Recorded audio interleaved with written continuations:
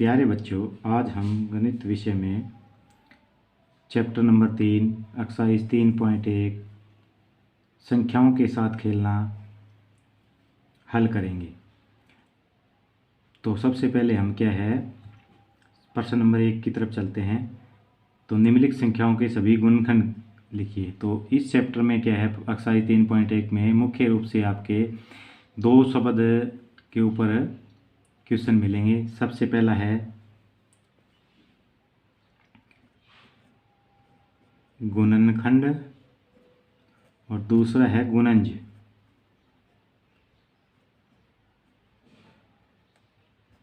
तो सबसे पहले आपको ये पता होना चाहिए कि गुणनखंड क्या होता है और गुणज क्या होता है। तो गुणनखंड का मतलब होता है कि कोई भी संख्या है उसका गुणा के रूप में क्या है, खंड करना, टुकड़े करना, खंड बनाना। जैसे मान ले सकते हैं कि 4 है हमारे पास, जैसे 4 है तो 4 को किस रूप में लिख सकते हैं, 4 को 4 गुणा 1 के रूप में लिख सकते हैं। फिर क्या लिख सकते हैं, 2 गुणा में 2 के रूप में लिख सकते हैं। फिर 1 गुणा में 4 के रूप में लिख सकते हैं। तो इसके खंड किस क्या क्या आए, खंड आए आपका 1, 2 और 4। तो ये इसको क्या है, 1, 2, 4 को क्या कहेंगे, 4 के गुणनखंड कहेंगे। यानी कि खंडों में गुणा के खंडों के रूप में टुकड़े करना गुणनखंड कहलाता है। गुणनखंड हमेशा संख्या के, ध्यान से सुनना, गुणनखंड हमेशा दी गई संख्या के बराबर या उससे कम होते हैं। जैसे 4 के गुणनखंड है तो 4 के बराबर है या उससे कम है। एक गुणनखंड उसका संख्या के बराबर होगा, एक होगा। 2 गुणनखंड सभी संख्याओं के क्या है होते हैं, एक तो एक और एक संख्या समय और क्या है बाकी उसके बीच के होते हैं, यानी कि संख्या से छोटे होते हैं। और गुणज क्या होते हैं, गुणज का मतलब होता है पहाड़े पहाड़े पढ़ना। तो गुणज मतलब क्या है, गुणा के रूप में संख्या को आगे बढ़ाना, गुणा के रूप में संख्या को आगे। जैसे 4 के ही गुणज लिखने हैं तो 4 के गुणज कितने हो जाएंगे, गुणज 4 के हो जाएंगे आपका 4 गुणा में 1 4, 4 गुणा में 2 8, 4 गुणा में 3 12, 4 गुणा में 4 16। तो 4 8 12 16 ये क्या है, 4 के गुणज हैं। ये क्या है, 4 के गुणज है। तो गुणज में ध्यान देने योग्य बात यह है कि गुणज उस संख्या के, सबसे पहला गुणज क्या है उस संख्या के बराबर होता है और बाकी सभी गुणज क्या है उस संख्या से बड़े होते हैं। ये दोनों में क्या है अंतर है, गुणज क्या है संख्या के बराबर से शुरू होकर और क्या है संख्या से बड़े होते हैं और अनंत तक चलते हैं। इनकी क्या कोई लिमिट नहीं है। आप 4 के गुणज आप कितने तक ही लिख सकते हो, गुना करते चलो आगे गुणज आते रहेंगे। लेकिन गुणनखंड है वो निर्धारित होते हैं, इनकी संख्या लिमिट होती है, ये परिमित होते हैं। इनको क्या है अपरिमित रूप से हम वो नहीं कह सकते। जैसे कोई भी संख्या है उसके एक निर्धारित संख्या में ही गुणनखंड हो सकते हैं, अनंत नहीं हो सकते। गुणज उसके क्या है अनंत हो सकते हैं, मतलब 4 के गुणज लिखते चलो आते रहेंगे आप। तो ये क्या है, गुणनखंड और गुणज में मुख्य अंतर है। आशा करते हैं आप समझ चुके होंगे गुणनखंड और गुणज को। तो अब सीधा हम प्रश्न पे चलते हैं। तो सबसे पहले है गुणनखंड ही लिखना है। तो जैसे आप समझ चुके हैं गुणनखंड है कि गुणा के रूप में उसके खंड करना, टुकड़े करना। तो ये संख्या क्या है, गुणनखंड एक और समय के अलावा क्या है उसके बीच की संख्याएं होगी। तो सबसे पहले है पार्ट नंबर ए, 24 के गुणनखंड,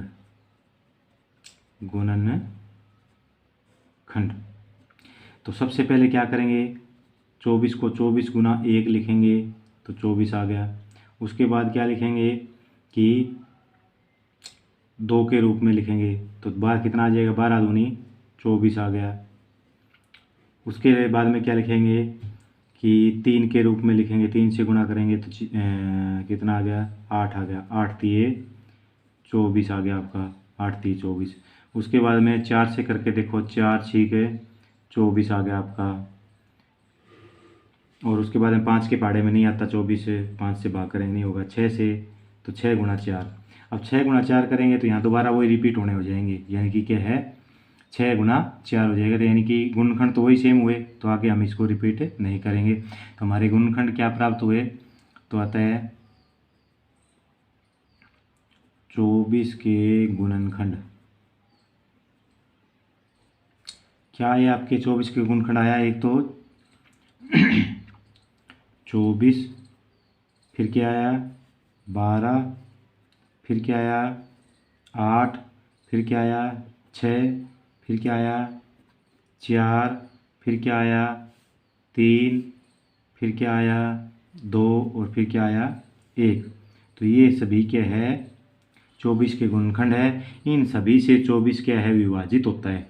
तो ये भी आपके नोट करने वाली बात है कि कोई भी संख्या है उसके गुणनखंड है, उन सभी से वो संख्या भाग होगी तभी क्या है वो उसके गुणनखंड होंगे। तो हमने क्या 24 के गुणनखंड पहले क्या है 1 से भाग करके देखा 24 एकम 24, फिर 2 से करा तो 12 दूनी 24, फिर 3 से 8 थी 24 और फिर 6 चौके 24। तो ये इसके खंड बन गए। अब क्या अगला क्या आएगा 5 से होता नहीं और 6 से करेंगे तो 6 चौक 24 वही रिपीट होता रहेगा। फिर 7 से नहीं होगा 8 से करेंगे 8 3 आ जाएगा, यानी कि यही रिपीट होंगे। तो इसलिए क्या हमने यहाँ करके और इसी के क्या है आगे जितने भी है 24, 12, 8, 6, 4, 3, 2, 1, तो ये सारे क्या है इस 24 के गुणनखंड हैं। तो इसी तरह क्या है बाकी प्रश्नों को हल करेंगे। तो आपका बी पार्ट लिखते हैं, पार्ट नंबर बी 15। तो 15 के गुणनखंड।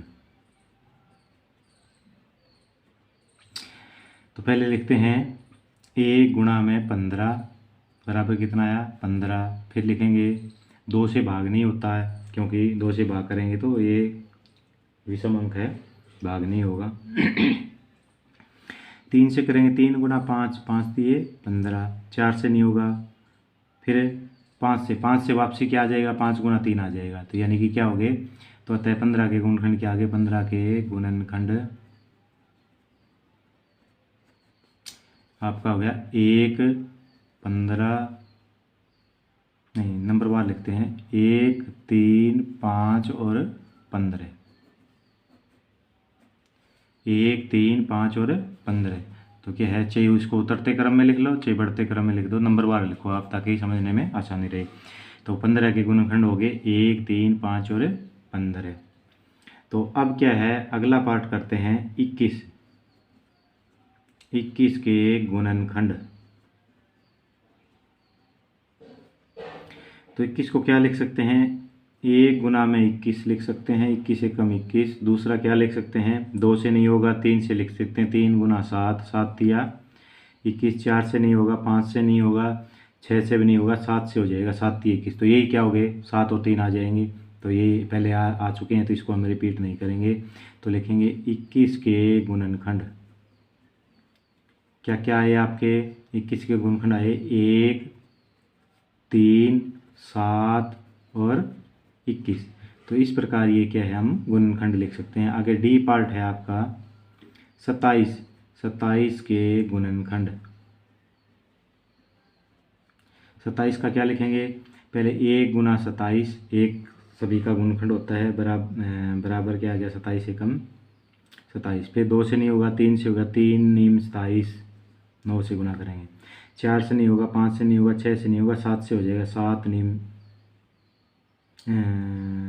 7 से नहीं होगा 8 से नहीं होगा 9 से हो जाएगा 9 3 27। तो 9 और 3 पहले आ चुके हैं तो इसलिए क्या लिखेंगे ये लिखेंगे 27 के गुणनखंड बराबर हो गया 1, 3, 1 आ गया 3 आ गया 9 आ गया 27 आ गया 9 आ गया और आपका 27 आ गया। तो इस प्रकार गुणनखंड लिखना है। ई पार्ट है आपका इसका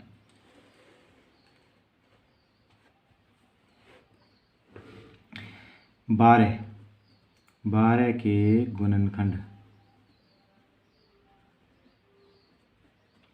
तो 12 का 1 गुना में 12 बराबर 12, फिर 2 गुना में 6 बराबर 12, 6 दूनी 12, 3 गुना में 4 बराबर 12, फिर 4 गुना में 3 करेंगे तो ये रिपीट हो गया। तो क्या है इतना ही लिखेंगे आगे रिपीट होंगे। तो 12 के गुणनखंड बराबर 1, 2, 3, 4, 6, 12, 1, 2, 3, 4, 6 और 12। उसके बाद आपका अफ नंबर है 20। 20 के गुणनखंड। तो 1 गुना में 20 बराबर 20, 2 गुना में 10 बराबर भी 20, 3 से नहीं होगा, 4 से गुणा में 5 बराबर 20, फिर 5 से करें 5 चौका 20, यानी कि ये क्या होंगे, रिपीट होंगे। तो 20 के गुणनखंड बराबर हो गया 1, 2, 4, 5, 10, 20। 1, 2, 4, 5, 10 और 20। तो इस प्रकार हम गुणनखंड लिखेंगे। आगे है आपका 18। 18 क्या आप कर सकते हो, 1 गुना 18, 2 गुना 9, 3 गुना 6, 4 से नहीं होगा, 5 से नहीं होगा, 6 का फिर दोबारा रिपीट हो जाएगा। तो इस तरह क्या है, इसके भी लिख सकते हो। आगे में मैं सीधा कर रहा हूँ H नंबर।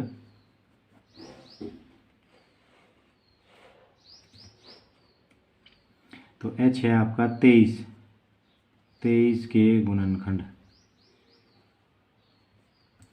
तो सबसे पहले 1 गुना में 23 बराबर 23, 2 से नहीं होगा, 3 से नहीं होगा, 4 से नहीं होगा, 5 से नहीं होगा, 6 से नहीं होगा, 7 से नहीं होगा, क्योंकि किसी के पढ़े में 23 नहीं आता।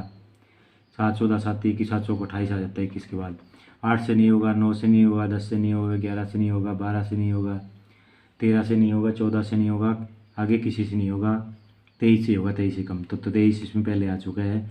तो क्या लिखेंगे, 23 के गुणनखंड बराबर 1 और 23, दो ही गुणनखंड है, समय और 1। इसी तरह के 36 की ओर देखते हैं, एक सवाल और कर लेते हैं। आई 36 के गुणनखंड बराबर 1 गुना में 36 बराबर क्या आया, 36। 2 गुना में 18, 18 दूनी 36 भी होता है। 3 गुना में 12, 12 तिये 36। 4 गुना में 9, 9 चौक 36। आगे क्या लिखेंगे, 5 से नहीं होगा, 6 से, 6 गुना में 6 36। 7 से नहीं होगा, 8, 8 से नहीं होगा, 9 चौक 36, 9 चौक 36 पहले आ चुके हैं आपका। अब 6 6 यहाँ भी बराबर आ चुके हैं। तो अब क्या लिखेंगे, 36 के गुणनखंड बराबर 1, 2, 3, 4, 6, 6 दोबारा नहीं लिखेंगे, एक ही बार लिखेंगे। 9, 12, 18 और 36। तो आपके आगे 1, 2, 3, 4, 6, 9, 12, 18 और 36। तो ये आपके 36 के गुणनखंड आ चुके हैं। तो अगले प्रश्न की गुणज।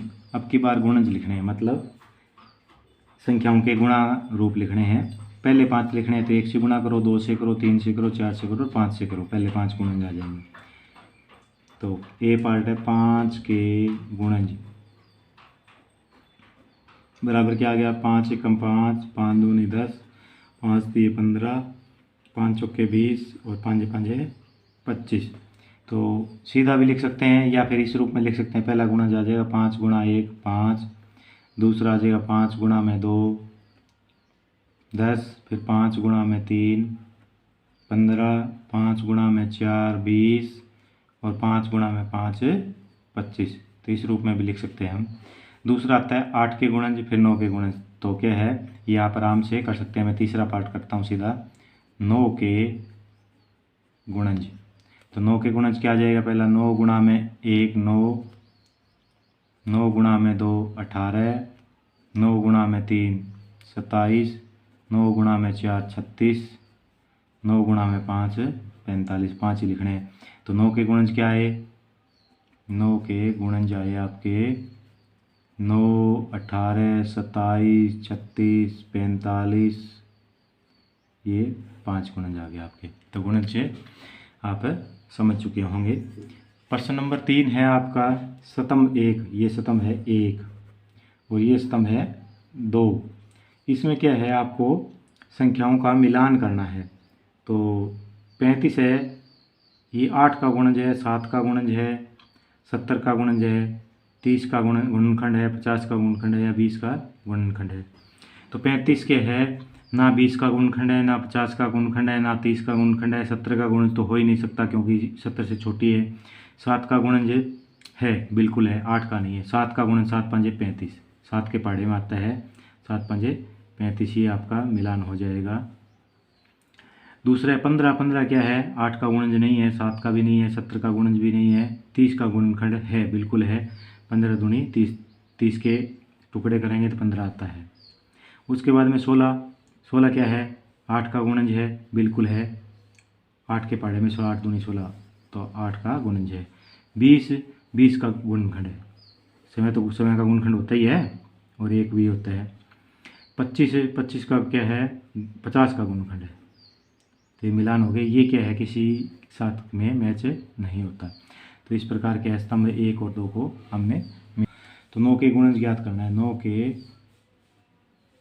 गुणज, 9 गुणा में 1 9, 9 गुणा में 2 18, 9 गुणा में 3 27, 9 गुणा में 4 36, 9 गुणा में 5 45, 9 गुणा में 6 54, 9 गुणा में 7 63, 9 गुणा में 8 72, 9 गुणा में 9 81, 9 गुणा में 10 90, 9 गुणा में 11 99, और फिर लिखेंगे 9 गुणा में 12 निमा 108।